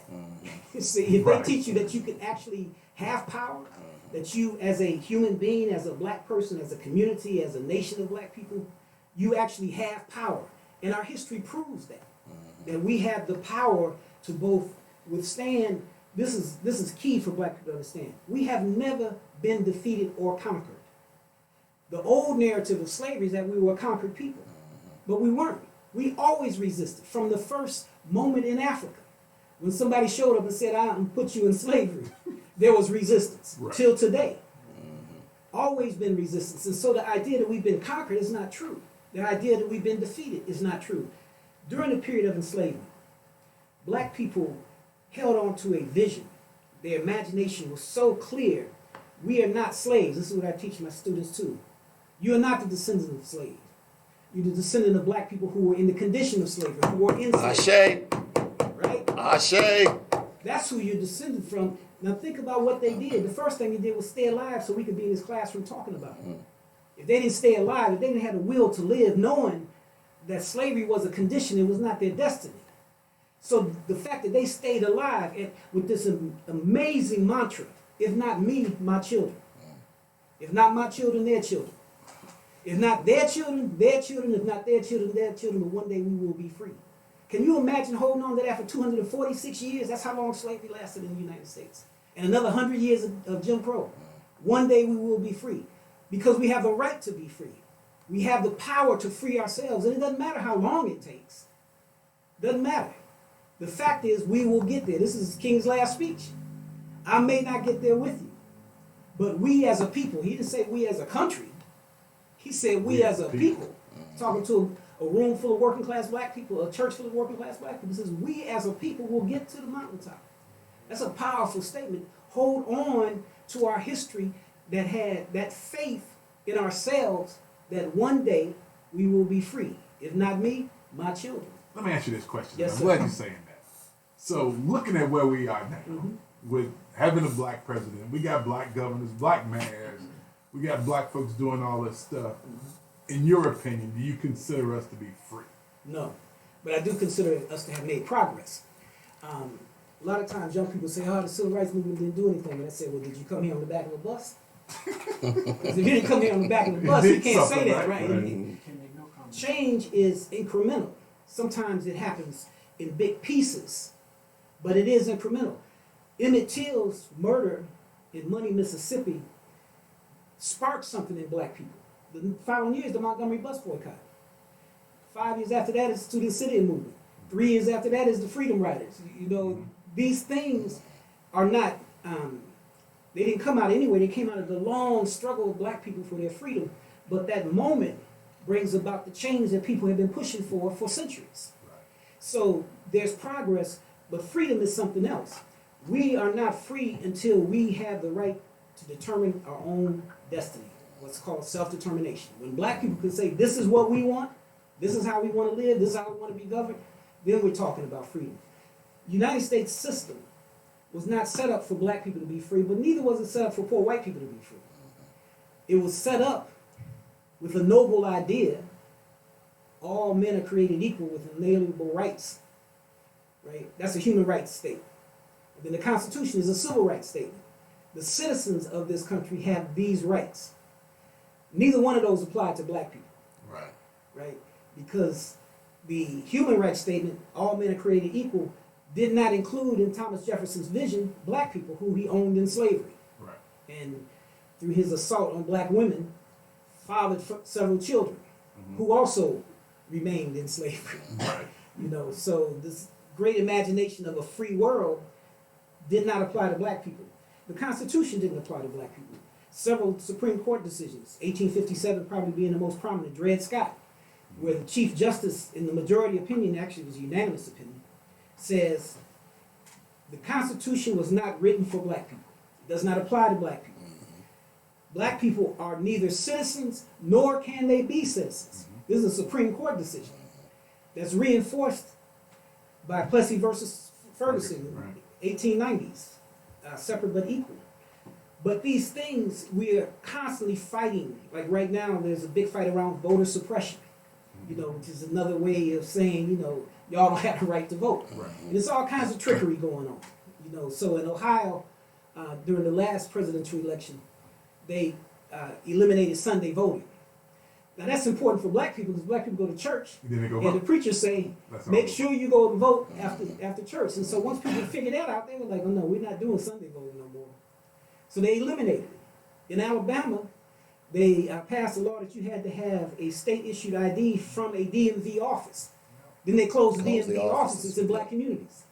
So you had to drive 100 miles to go get your ID. you one, yeah. So in these cases, you think about like the sister Stacey Abrams, who ran for governor in Georgia. She came within 50-something thousand votes. The governor suppressed 300,000 votes. Right. So had he not done that, She would've she'd be won. the first black woman Governor. governor of Georgia. So it's all kinds of stuff that's going on that to eliminate the ability of black people to define their own future. In those cases, even if it's 2%, you know, you remember that the current president only won by 77,000 votes. Right. Wisconsin, Michigan, and Pennsylvania. In those states, if that small group of people, if you split it up, it's what, like 20-some thousand votes per state, he wouldn't be the president. He lost by 3 million popular votes. And so there's something inherent in American government that is anti-democracy, the Electoral College being one. Because true democracy is one person, one vote. Right. And everybody's vote counts the same. And the Electoral College was developed, why? To keep rich white men in power. There you go. And they were very clear about it. These ignorant farmers, they don't need to vote for the president. They can vote for, the mayor, but they don't need to vote for the president. And that is one of the tools of power that makes the American electoral system unequal and in many ways abusive, because people want to be able to express their own idea, their own voice about who should be the president, and to have that usurped by the Electoral College. The funny thing about it, who's in this college? How you get in? We never found out. It's like a secret club, right? But actually, if you go to vote before the general election, you'll see on the ballot, but don't nobody pay attention to it, Board of Electors. And it has some names. The names are put up by the Democratic Republican Party. But nobody knows these people. So, most people just ignore it, or you just check off names just to say it. But then election day comes, and those unknown, mysterious people who didn't have to come before anybody Right? can decide whether your vote is valid in the Electoral College. And so all the stuff that was done, and this is why it was important, we mentioned Obama earlier. Obama's election was a coalition, a Democratic coalition does not exist without black people. Right. No Democrat can win national office without black people. And they know that. And they also know that black people tend not to be that interested in voting Republican. So they're not trying to get them all in. They're just trying to cut down the percentage of black people who vote. Right? We want to keep you at 80% or 85%, not at 99 like it was with Obama. Right. Black people, young people, Latinos, women. That was the coalition that put Obama in office. But it was a massive drive to make sure that people got to the polls. And they used, you were talking about technology earlier. It was the first really technologically driven election. Right. But the technology led them to organizing on the street. So they would be walking down the street with an iPad, we need to stop at this house because that's Miss So-and-so. She's the block club president on this. And this marriage of it, they beat the Republicans twice with that. Even after they showed them how to do it, they couldn't do it. Yeah, well, I read an article after Trump won and said that the Trump campaign actually spent more money in technology than any other president before, or any other president. Right. I think he spent like $25 million in nothing but technology, about getting people out to vote and doing all the stuff that he's talking about now. So It's a new time, and I think we're slow to adapt in the black community. Yes. That brings me to another question. And Any reasons for that? I've got tons, and I could sit and talk to you all afternoon. Let's talk about black leadership today, because I believe that part of the problem in our community is the lack thereof. Can you expound on that? But before you do that, Doc, I want you to do something. So, if you don't mind, go back and give us a little background on the candidates that back during the Civil Rights Movement, the candidates they were put forth. What were the criteria by which they were selected? That's a great question. And before I talk about criteria, one of the things I think is most interesting is that first wave, almost all of those people came out of the Civil Rights Movement. They were actually activists, and so their sensibility as public officials was very different than those today. Right. Coleman Young is a labor organizer. Maynard Jackson grows up in the civil rights, he's kind of like civil rights royalty in his family. And all Carl Stokes and his brother, can't think of the other one. One became mayor, one became the first black congressman from Cleveland. But these people were community organizers. They were involved in community struggles. They're Marion Barry. Marion Barry is elected mayor twice, gets arrested, goes to prison, comes back and wins again. On a drug charge, right? Yeah. Because as mayor, his sensibility, he was one of the leaders of SNCC. Right. So his sensibility is to empower the people. His sensibility is know the resources of the government are not for rich people, they're for the ordinary person. And the people of D.C. loved him because they knew that if he was mayor, he would deliver on his promises. We're all flawed, and I think it's actually a very beautiful story to me that people were able to say, we acknowledge that he's flawed, but he's also a good But person. he also about us. And he's also, most important, He's about about us. Right. So I think that one of the things that happened coming out of the Civil Rights Movement after the Voting Rights Act was there's a sense of people being elected who are part of this movement, not divorced from it. We're in a generation now, some of these people have no background in that. Some of them don't even know about it. Don't even want to know about it. Right, the King Howard Day. And I think that there was a demand and for people to be accountable. And that accountability, so that's one of the criteria. So, accountability, experience as a community advocate, whatever that was, whether you were a lawyer or a community organizer in the SCLC, the Black Panther Party, because the Black Panthers ran for office in Oakland. Bobby Seale ran for mayor, Right. Kathleen Cleaver, they ran for office too, because the use of the ballot, which is why Malcolm X said it so clearly, the ballot or the bullet, the use of the ballot is the mass way that black people can express a political preference and can influence who represents them, who will legislate for them, who will govern for them. Right. And governing is different than protest. That's why everybody can't do it. Governing means people want to know, are the lights going to come on? You know, Right. is the garbage going to get picked up? Right. You know, am I going to be safe in my community? Are we going to have running water? Are the sewers going to work? Right. Are you going to rein the police in so that they don't, you know, treat us as if, you know, we're something to be abused? So what we look for are people who have those sensibilities. Right. How do you distribute resources to the community? How does it go from being, you know, an area that people get rich off of the taxes of local people? Right. When Maynard Jackson came in office in 1973, two major problems he faced. One was the police. There was a police chief named Chief Inman who refused to be directed by a black mayor. It was literally a coup. And he's like, no, this went all the way in the court and stuff. He's like, we're not leaving, I don't take orders from the mayor. And I definitely ain't taking orders from that one. And so Maynard Jackson outmaneuvered him. He eliminated the position as they stood and created a police commissioner. And he brought a black person in. And now the police and the fire department and the first responders all report to that person. To that person.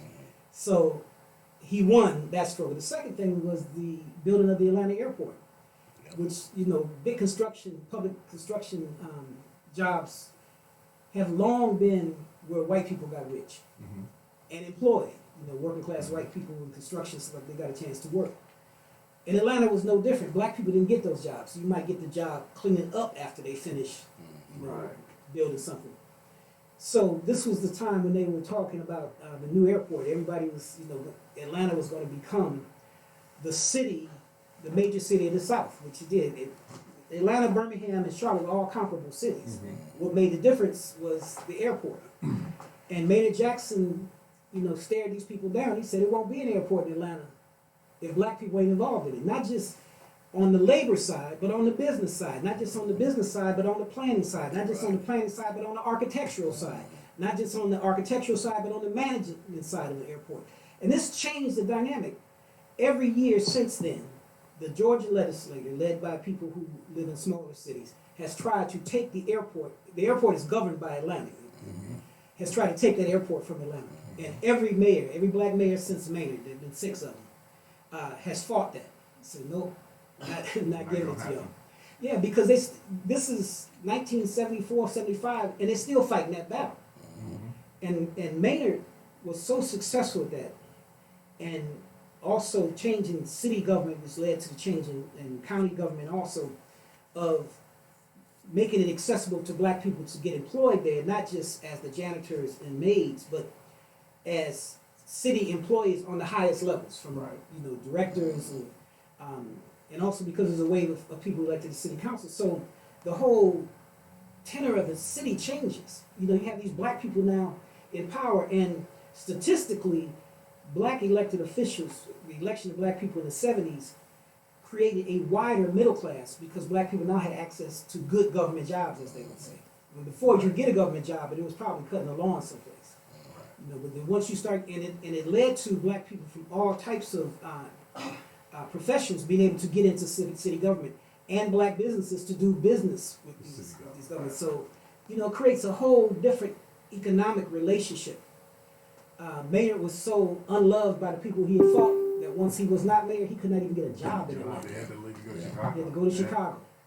And they were like, nope. But that's to me, I'm always saying to people, that's how we treat the people who take care of us, right? We don't do anything to make sure that when they're done fighting for us, we have done something for them. And to me, that's just sickening. It is sickening. And when you think about the large black community and all the wealth that Maynard's fight generated, somebody should have given him a job. Yeah. Somebody's black. If not giving him a job, let's just write you some checks. Yeah, Right. Right. Just write He you should have some been taken checks. care of. Right. He shouldn't have to pay for a meal at all. So again, I talk about Maynard Jackson a lot because of what he did for Atlanta. And right now, as I said earlier, there's a gulf as it relates, in my opinion, as it relates to black leadership in this country. No, it's not a gulf. We got black leadership. We got black leadership that's controlled by white folks. Well, that's not black leadership. That's it. That's puppet leadership. But why is it? I can count probably 4. But why is it? Will you be quiet so I can ask? I don't interrupt you when you answer your question. I'm just messing with you. But why is it? Or what's the problem with black leadership today? Because that's the key. Now, a lot of support Maynard Jackson got was through black churches as well. We're not getting that kind of support in black churches today. What do we need to do to at least get a semblance of what that type of mentality was? One of the things that I think is different now, because of the civil rights and black power movement, a lot of black people are in a different position than we were then, in the 1950s and 60s and 70s. And so their allegiance often is dictated by their economic status. That this is where I'm not with them. Like Atlanta, as much success as Atlanta has, Atlanta also has the greatest disparity between black poor people and black wealthy people, and black middle class people. Yeah. One of the largest disparities of any city in the country. So there's a part of Atlanta's population that didn't get moved forward in that surge of black power and black economic power, political and economic power. And I think that's true probably all over the country. And then there are cities like a Detroit that because of Mayor Coleman Young, federal money was withdrawn from Detroit to let the city die. We're not going to support black leadership. This happened during the Reagan era. And so that affects, the dynamics of both politics and economics.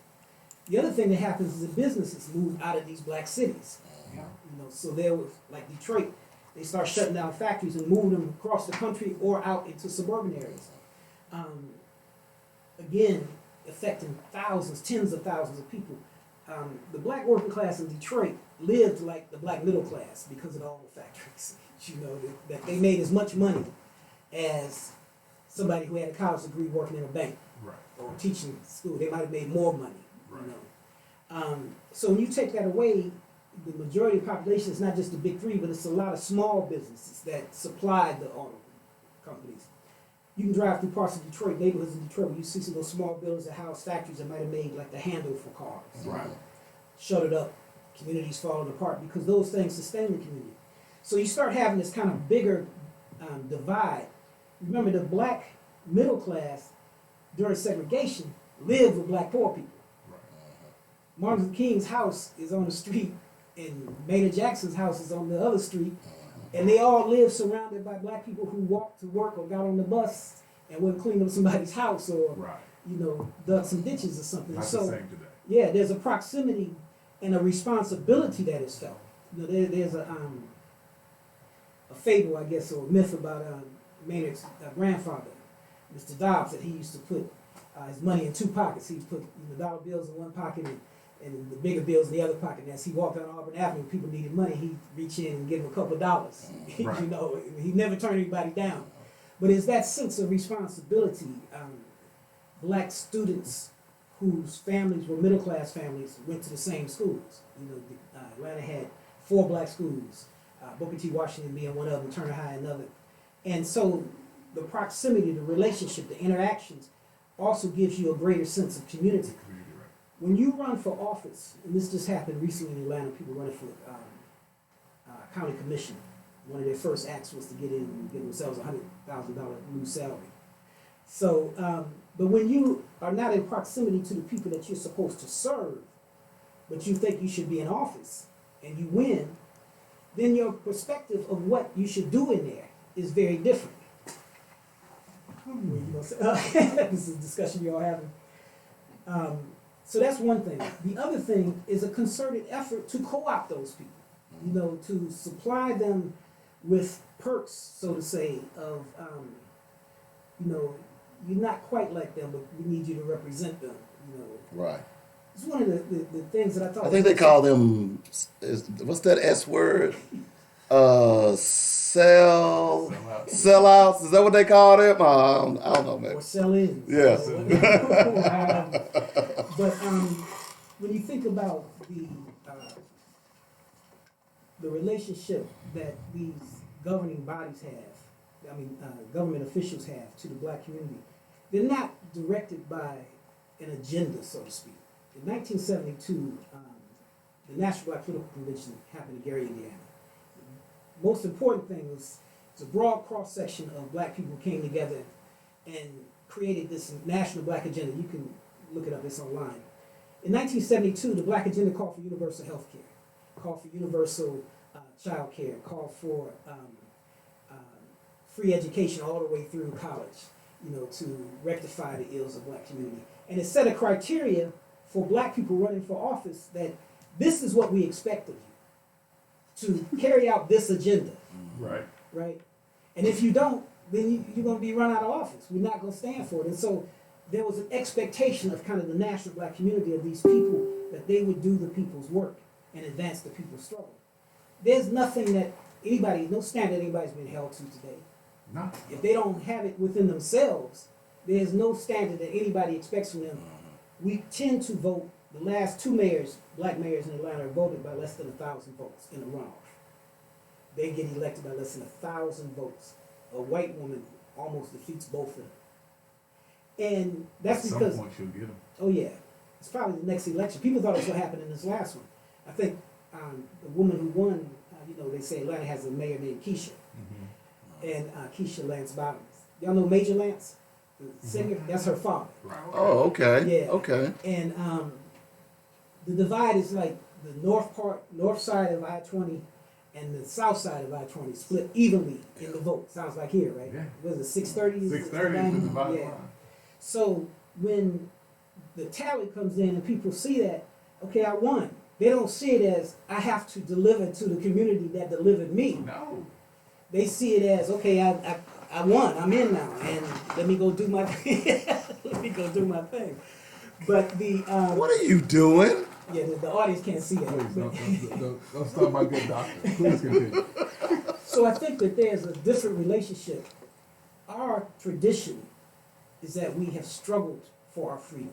We have struggled for social change. We have struggled for social justice, which means that those who lead us have been obliged to respond to that struggle.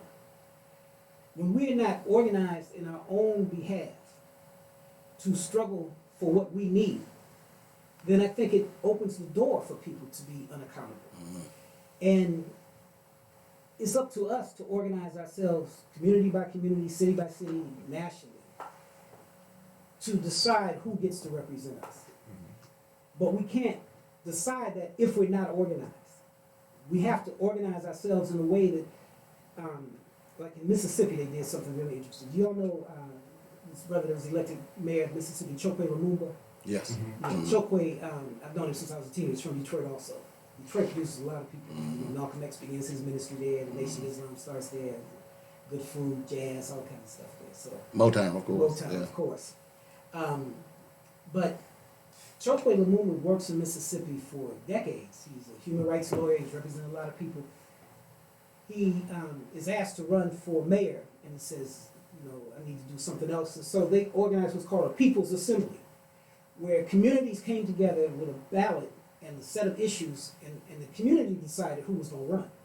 We actually did that in Memphis. It was the African American People's Convention, and that's how Dr. Willie Harrington was. And we talked about that's how he was elected as well, because it was either Harrington or the Fords, and there was a nasty little battle about that. So yeah, we did that as well. But see, that's a formula that allows the community to have a say in what we want from you and who we want. Because this notion of just, I can decide today, I think I'm going to run for mayor. And I don't have any relation. I just have money, and then people start giving me money so that I can advertise and set up a campaign organization. We can't function that way. We can't afford to function that way. So this idea of having community forums, community assemblies, people's conventions, where you say, okay, these are the issues that we all agreed upon are the top issues for this election.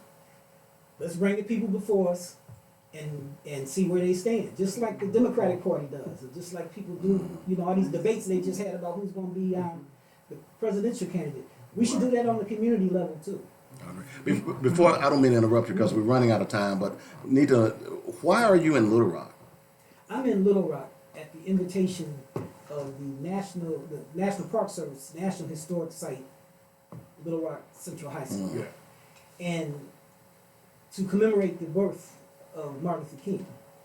So earlier today, we were at Philander College talking to a group of students. We're going to be there tomorrow too. But this is the second time I've been in Little Rock. I mentioned the Gary Convention in '72. The second National Black Political Convention was held here in Little Rock. No. 1974. Yeah, right at the convention center. I didn't know that. Really? Maynard Jackson was one of the speakers. It's the year after he gets elected. We've got to research that. Yeah. I did not know that. Man, you see how much, it's just so much we don't even know about our own city. All of us, man. That's why we got to constantly dig. Angela Davis said that freedom is a constant struggle. Right.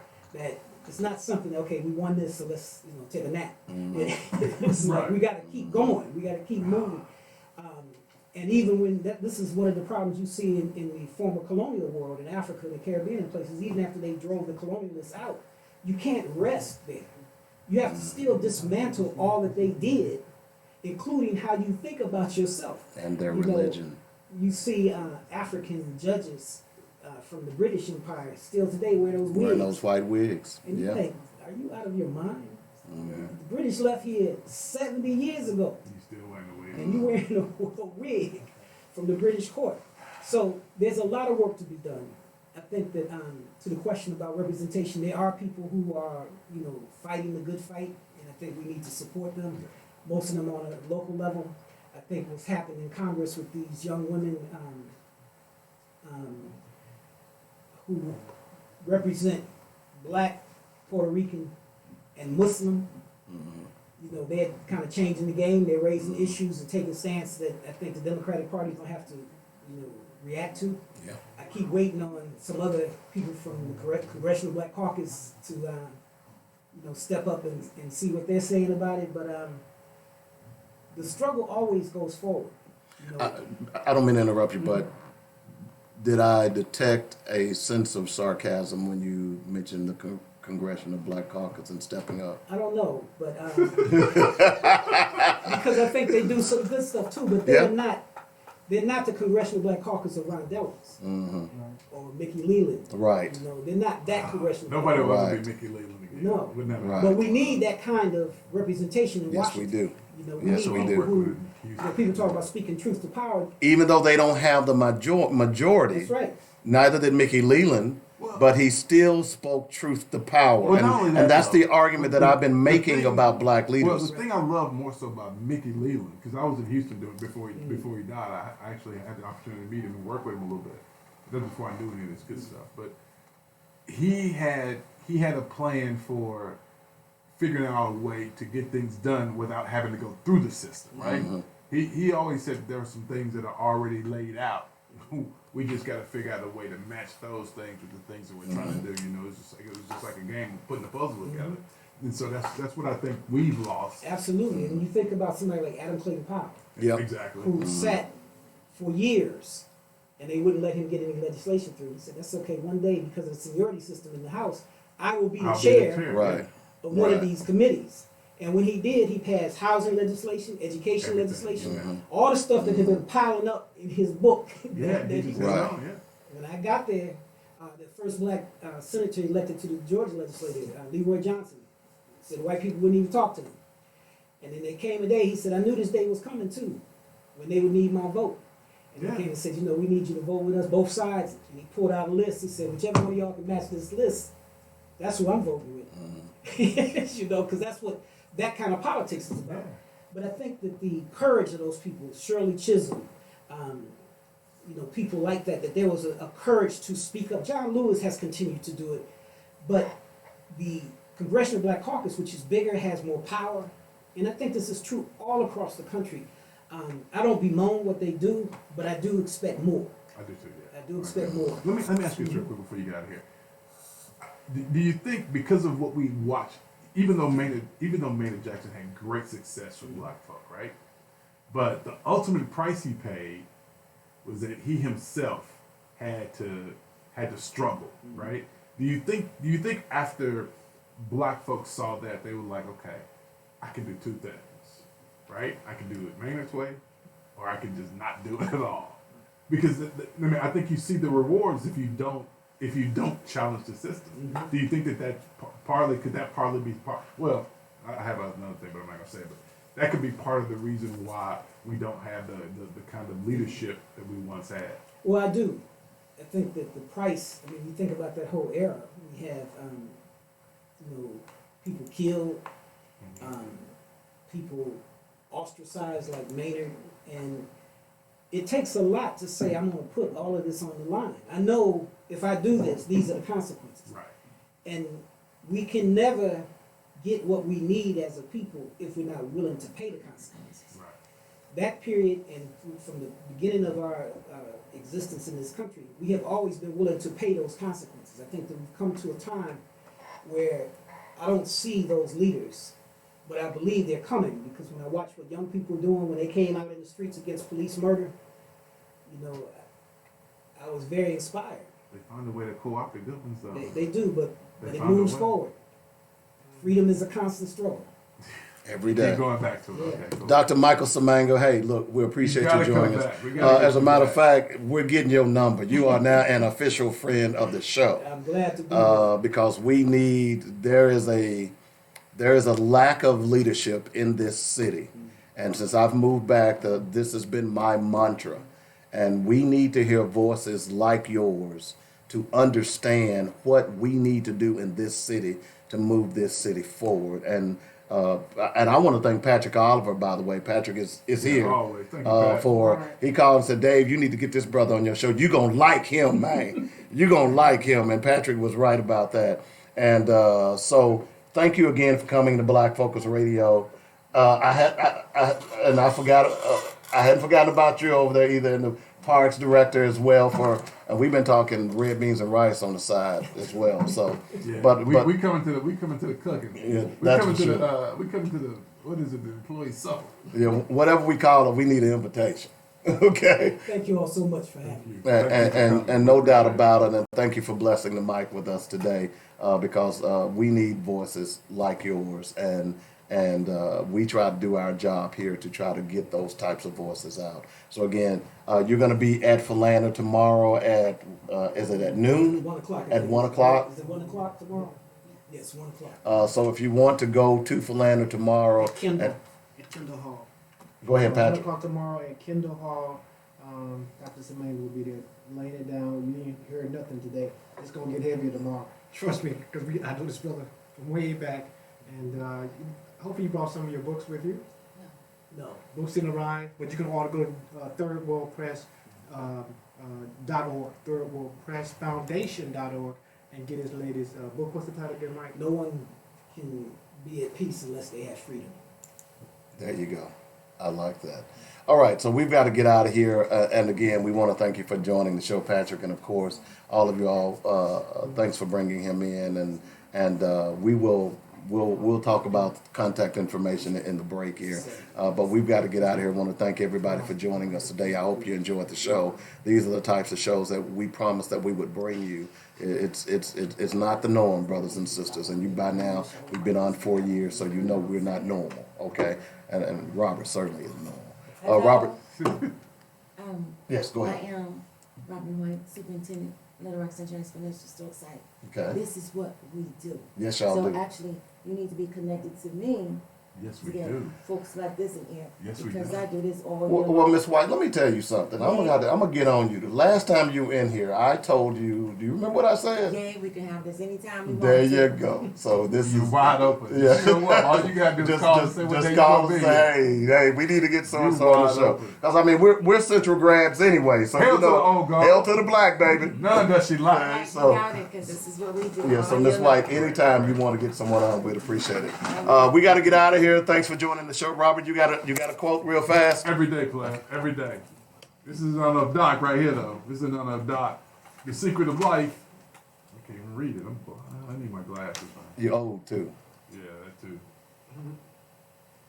The secret of life is to have no fear. It's the only way to function. Stokely Carmichael. Hey, spend money on community. If you don't, nobody else will. All right. Peace. Not speaking what's real about race relations in order to be sensitive to the feelings of white people is a betrayal to your own people. That's our brother Malcolm. Y'all have a great day. Man. All right. Oh, man. Doc, man, hold on. Let me put this in my calendar so I can make sure I make all this. You've been listening to So you gonna be here? You gonna be? Are you somewhere tonight? Our solutions and our voices. Join us every weekday afternoon at 1 p.m. Yeah, we'll be doing the show. We'll be doing your show. Yeah, we don't get off until 2. I'd love to come see you. How do we contact you? Because I would. And Patrick both have. Okay, great. All right, so we'll get all that information and we'll get you back on the show because you rocked it today. Really appreciate.